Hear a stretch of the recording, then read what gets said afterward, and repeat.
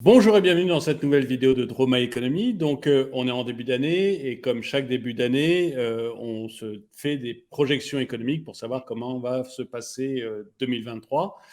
Surtout que là, on démarre quand même avec une année plus que compliquée, une année 2022 où on a une récession, où on a vu une inflation terrible et où finalement tous les signaux sont au rouge. Et donc, pour parler d'où on va aller en 2023 d'un point de vue économique, j'ai demandé à Marc Toiti d'être mon premier invité de l'année pour qu'on puisse en parler. Marc Toiti, bonjour.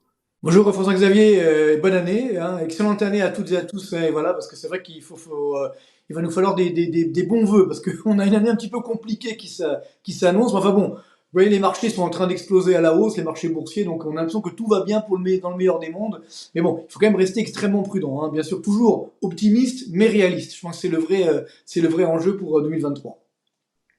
Alors, on va commencer peut-être avec la question, je pense que tout le monde se pose, c'est l'inflation, parce que tout le monde a constaté la hausse des prix. Alors, d'après l'INSEE, on est aux alentours de 6% sur la France, mais dans les supermarchés, on voit que c'est pas du tout la même chose. Les prix de l'alimentaire ont complètement explosé. Donc, pour vous, où est-ce qu'on va avec cette inflation? Est-ce qu'on va la connaître toute l'année? Est-ce qu'on va encore battre des records ou Alors, il va y avoir une année. Il va y avoir une année en deux temps normalement, si tout se passe bien. Hein, enfin, voilà, tout le problème est là, c'est que on a aujourd'hui effectivement un effet d'optique. Hein, vous l'avez vu, l'inflation, je rappelle, c'est quoi en fait? C'est la variation annuelle des prix à la consommation et c'est en fonction du panier moyen de la ménagère, comme on le dit. Donc, c'est-à-dire, bien entendu, on intègre bien sûr les biens alimentaires, puis on intègre également les télévisions, les services divers et variés. Donc, c'est vrai que comme c'est une moyenne pondérée entre guillemets, on ne voit pas forcément la vraie inflation. Donc, il y a comme la météo, si vous voulez, il y a une différence entre l'inflation affichée et l'inflation ressentie. Donc c'est pareil pour les températures. Donc là aujourd'hui c'est sûr que si on regarde l'inflation de l'INSEE, on est autour des 6%. Aux normes européennes, on est autour des 7%. Mais ça encore une fois, c'est l'inflation officielle en moyenne. Par contre, c'est sûr que pour beaucoup de ménages, pour qui la part de l'alimentaire et de l'énergie est plus élevée que pour d'autres, notamment les ménages modestes, l'inflation est déjà effectivement à 12%. Donc là, c'est tout le problème, c'est que les prix qui augmentent le plus, ce sont les biens du quotidien. Donc quand on va faire ses courses, effectivement, on voit bien que c'est pas 6% d'inflation, c'est plutôt 12, 15, 20, ça dépend les produits qu'on achète. Et donc c'est vrai que ça a complètement dérapé. Là aussi, je vous rappelle qu'on a laissé filer l'inflation. On va pas refaire l'histoire, mais on en a déjà parlé d'ailleurs avec vous hein, sur votre chaîne, et puis j'en parle également sur la mienne. Mais c'est vrai que globalement, on a une inflation aujourd'hui qui est née dès 2021 à cause d'une trop grande injection de liquidités, ce qu'on appelle la planche à billets, plus la dette publique. Donc là, c'est la règle de base de l'économie. On a créé trop de demandes par rapport à l'offre, donc les prix ont commencé à augmenter. Après arrive la guerre en Ukraine. Là, bien sûr, ça a mis de l'huile sur le feu parce que on est devenu trop dépendant au niveau mondial des exportations en matières premières russes notamment. Et ensuite, maintenant, ça c'est l'effet de troisième tour, j'ai envie de dire. Et ça, c'est quand même nouveau. C'est-à-dire que l'inflation est en train de se généraliser. C'est-à-dire que pendant pas mal de mois, on a une inflation qui a été quand même très concentrée sur l'énergie et les produits alimentaires. Donc c'est pourquoi pour beaucoup de ménages modestes, je l'évoquais tout à l'heure, c'est plutôt 12% d'inflation. Par contre, là, la nouveauté, depuis quelques mois, hein, ça commence. Je m'y attendais, on s'y attendait bien sûr, mais c'est en train de se généraliser. C'est-à-dire qu'on a une inflation qui n'est plus seulement limitée à l'énergie et à l'alimentaire, mais qui, encore une fois, concerne tous les biens et services. Parce que, bien entendu, les entreprises, elles répercutent la hausse de leurs coûts sur les prix de vente. Donc il se passe quelque chose en début 2023, c'est que jusqu'à la fin 2022, beaucoup d'entreprises négocient leurs tarifs, notamment énergétiques, à l'année. Donc c'est-à-dire que jusqu'à la fin 2022, on avait encore les tarifs énergétiques de 2021.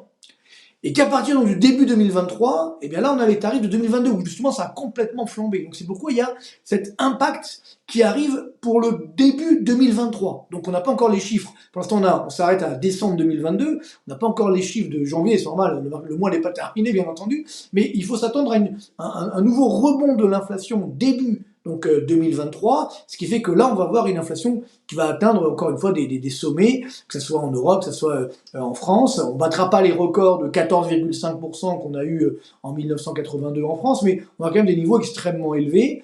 Et alors après, voilà, tout le problème, c'est l'après. Parce que c'est vrai que depuis quelques semaines, on a eu des bonnes nouvelles, notamment sur les prix du gaz. qui avait fortement baissé. Donc là, ça va arriver sur les prix à la consommation donc pour les prochains mois. Mais on voit qu'il y a d'autres prix, par exemple les prix du pétrole, qui eux ne baissent plus. Là, on se stabilise autour des 82-83 dollars le baril au niveau mondial. Donc, ça veut dire qu'il ne faut pas trop s'emballer en se disant, ça y est, l'inflation va repartir à la baisse.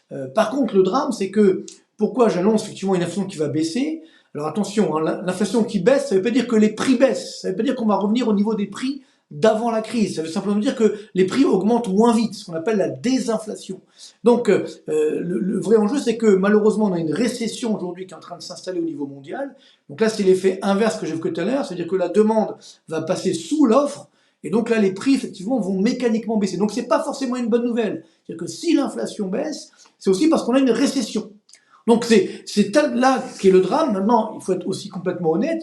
Il y a toujours des risques sur l'inflation. J'ai fait donc deux types de scénarios. On peut avoir normalement, l'inflation va baisser progressivement sur l'année 2023, mais on a également des scénarios où malheureusement l'inflation ne baisse pas autant qu'on peut l'imaginer, donc ce qui va aggraver la situation de récession. Donc c'est vrai qu'il faut s'habituer malheureusement, je ne veux pas encore une fois dramatiser, mais il faut s'habituer à une inflation qui va rester durablement élevée. Voilà, c'est-à-dire l'inflation à 0,1% qu'on a eu pendant 20 ans, ça c'est fini malheureusement aujourd'hui. On va rester sur une inflation qui va donc demeurer forte. Et donc à partir de là, c'est que si les salaires n'augmentent pas à l'aune des prix, il va y avoir beaucoup de ménages qui malheureusement vont souffrir avec, évidemment, c'est le grand drame, c'est ce qu'on va en parler je pense, hein, c'est que la classe moyenne est en train évidemment de s'appauvrir, d'où les risques sociaux et sociétaux qu'on peut avoir en France.